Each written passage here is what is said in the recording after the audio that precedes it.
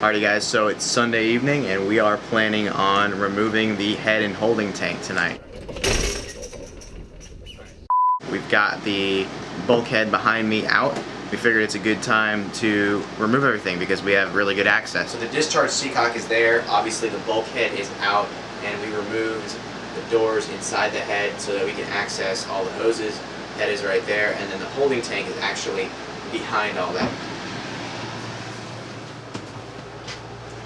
So there's the holding tank. It is on the port side of the V-berth, and I believe it's probably about a 20-gallon holding tank. It's pretty big, so we're probably going to put in a really small one in its place to maximize storage, and we're really not going to be using it too much when we're offshore. So when you're cruising, most people just discharge overboard, so a holding tank really doesn't do too much unless you're doing inland cruising in the US where you can't discharge overboard. The holding tank's the highest point, so we're going to try to remove this first and kind of work from the highest to the lowest points.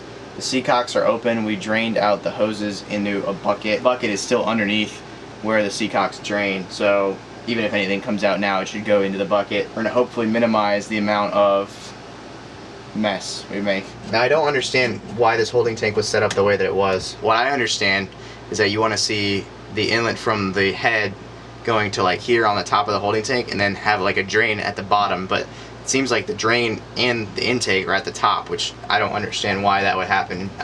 I don't think this holding tank has ever drained well because of it. Basically has to be full to drain, unless there's like a pickup tube in here, which I don't know if there. I don't think there is.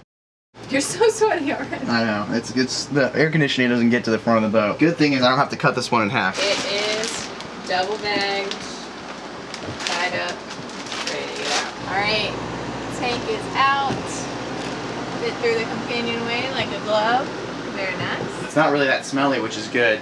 I was expecting to have to wear a respirator, but I think we got the smelliest part of it out, and it really wasn't that bad. We just have the air conditioner blowing through the cabin and then venting out the top, and I think that's enough.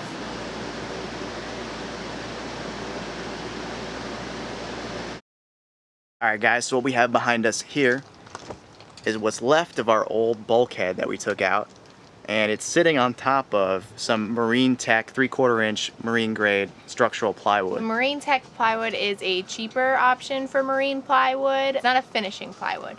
So we're gonna finish it ourselves, but it ended up saving us a lot of money. Still structurally as strong as regular marine plywood. To put it in perspective, this Marine Tech plywood was about $58 for a 4x8 sheet of 3/4 inch plywood. I looked online for some nicer already finished plywoods with good veneer on them and everything, and they were about $160, so a little over $100 more for the same piece of plywood.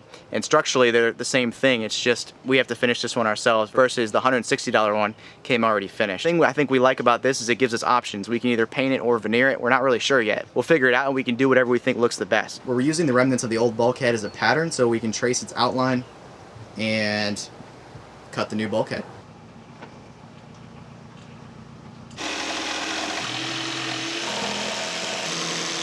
Bulkhead should basically be the perfect size to fit where the old bulkhead went.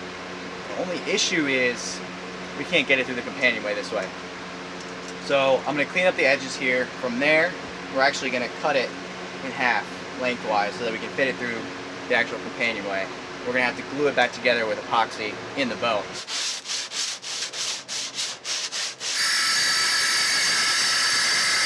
This is just narrow enough to be able to fit through the companionway. We'll see if it works. Hand it to me. Fits. Like a glove.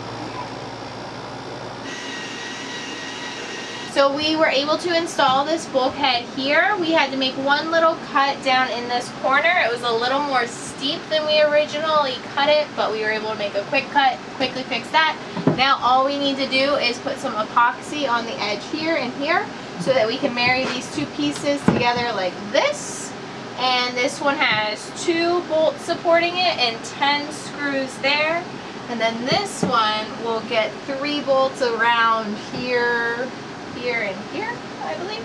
Yep, and then obviously the blue. And the blue. Alrighty.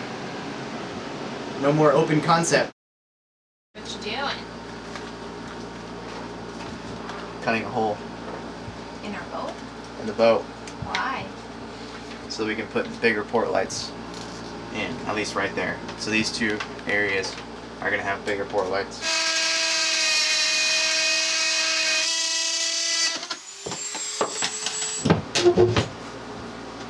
Oh yeah. We're trying to use this paper roll that we got at Home Depot as a template, so we're gonna see how this works out. We've got PVC board down below. We're about to show you that, but first we gotta get these templates made so we can cut the PVC board to put in as new siding here before we can put in the port lights. That is the template. It looks rough right now. We still have to cut it. Got this nice and cut up. I'm gonna go transfer it onto the white PVC board down below the boat and cut that. So we have the template laid out on the PVC board, and Jordan is now going to trace it with a pencil so that we can get the lines cut correctly. Yep, and this PVC board we found at Home Depot for about $65 for a 4x8 sheet, 1/2 inch straight PVC board, similar in weight to plywood. So rather than put plywood back up, because port lights are inevitably going to leak, even if they don't leak, you might leave them open and it might rain and you get water on the inside of your boat. This board will not rot, doesn't matter if it gets wet, ever. So it looks good, it's the right thickness, and you can cut it easily with power tools. You can sand it, you can paint it. Better than plywood for this situation. So we're pretty excited about it, and we think once we put it in, it'll instantly look better in there because it's already the color we want pretty much. I don't think we're gonna have to paint it.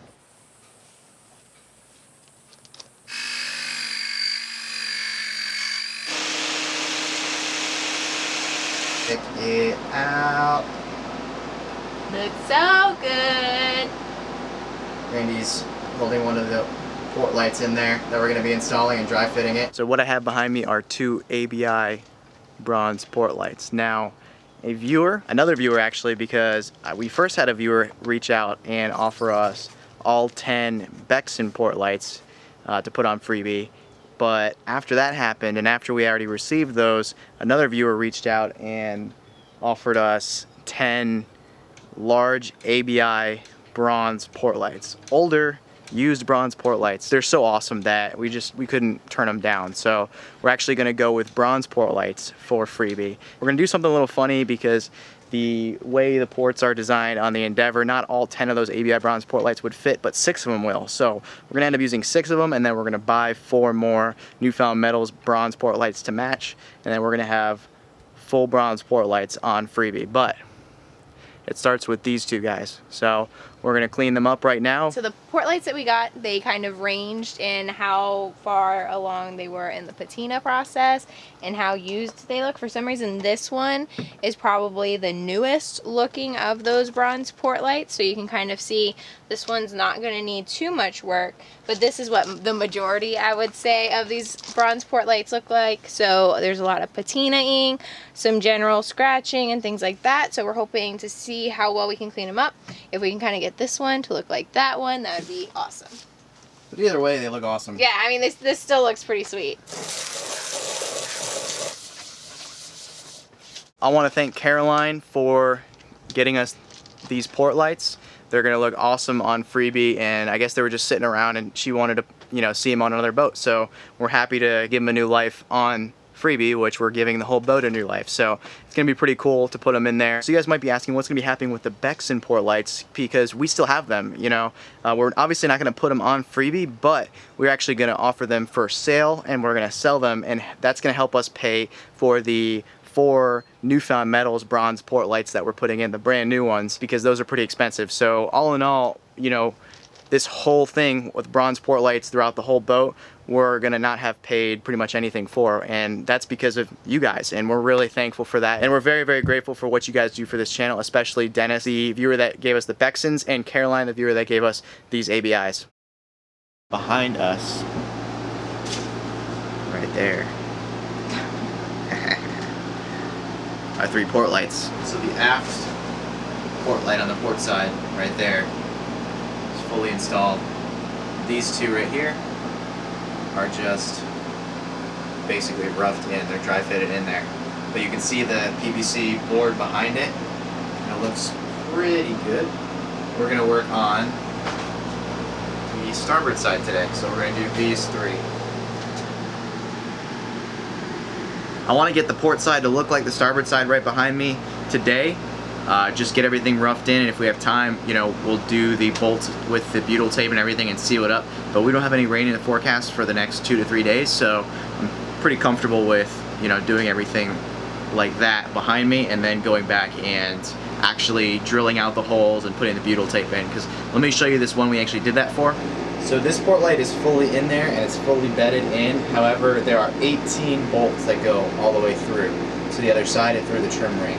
Now the thing is, these bolt holes didn't line up. So this hole didn't line up with the trim ring, so we had to actually drill out another hole in the trim ring on the other side. Now the trim ring also had holes, and those holes didn't line up with the interior holes either. So essentially the holes on the trim ring and the holes on the actual port light didn't line up. So what I'm thinking is the way these were installed originally, they weren't through bolted and they were probably on a much thicker boat, maybe a wooden boat or something like that, and they were just screwed directly in. But we wanted to through bolt them, so we needed holes that actually lined up so we can put bolts all the way through. So what we ended up doing is actually drilling out every single hole in there, and it actually doubled the amount of bolts that needed to go in there, but there's no empty holes. Because of that, there's 18 bolts holding that thing in there, so it's definitely not going anywhere. We butyl taped everything, so this port light is done, but it takes about a half an hour to 45 minutes to drill out all the holes and then do the butyl tape and install. So I'd rather get everything just roughed in like this and then go back and have to do that. So there's the port light from the outside. It looks really cool, but you can see there's excess butyl tape oozing out. We're gonna have to go back and get all that butyl tape off.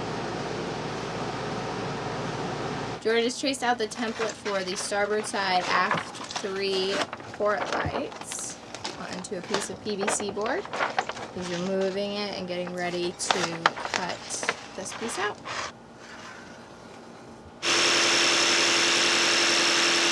Installing the port lights is kind of a 2-man job, so we've been really bad about filming, but these are now fitted in. So I'm just dry fitting them now. So basically I'm putting them in with 2 bolts. I'm not putting the trim ring in yet on the outside, but all this is doing is holding them in place so that we can go back and drill out 18 holes with the trim ring. So tomorrow. Tonight we're just gonna leave them like this because we have no rain in the forecast. We're gonna take off one tarp. That's exciting. We're gonna take off the tarp, but they're not bedded yet. So if we get rain though, they will leak. Hey guys, we just wanted to make a quick little announcement that we are going to be doing a live stream this coming Sunday, August 5th at 2 p.m. Eastern Standard Time. We're going to be doing a quick little Q&A session where you guys can ask us different questions and we'll give you our best answers. So if you're interested, come on and hang out. If you're subscribed to the channel, you should get a notification, but if you've subscribed and you've hit the bell, you'll definitely get the notification, or you can always just check back in on Sunday at around 2 p.m. and you should be able to see the live stream. But it should be pretty fun. Unfortunately, we don't have good enough internet here at the yard to do a live stream, but we happen to be going to Tampa this weekend, so we thought that'd be a great opportunity to do this. Come on and hang out. I've got it right and I got it wrong, but I learned my lesson hanging on. Come sit here.